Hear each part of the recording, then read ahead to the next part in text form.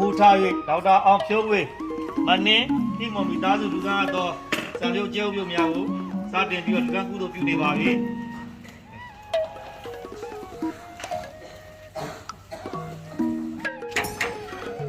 ဒီ20ရက်နေ့မှာလူသားနဲ့စံပြုတ်ကျဲဥပြုညဖြစ်ပါတယ်ခင်ဗျာ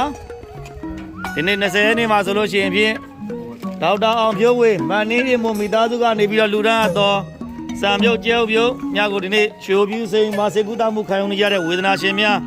စားသုံးနိုင်ရန်တောက်သုံးနိုင်ရန်အတွက်ဆိုပြီးတော့လာရောက်လူရန်ကုသိုလ်ပြုရရှိပါတယ်ခင်ဗျာဟုတ်ကဲ့ဒေါက်တာအောင်ဖြိုးဝေနဲ့မနင်းမွန်တို့မိသားစုလည်းကိုစိတ်နှပြချမ်းသာချမ်းသာကြပါစေဆရာတို့မိသားစုလူရန်ကတော့စံပြုတ်ကျဲဥပြုများစားသုံးပြတဲ့ဝေဒနာရှင်များလည်းဒီနေ့ခံစားနေရယောဂဝေဒနာတွေလည်းအမြန်ဆုံးသက်သာ၍အမြန်ဆုံးပျောက်ကင်းနိုင်ကြပါစေလို့ဆုတောင်းမေတ္တာပို့သပေးပါတယ်ဗျာဒီနေ့အလူရေစလက်နဲ့မကွာကုသိုလ်တွေ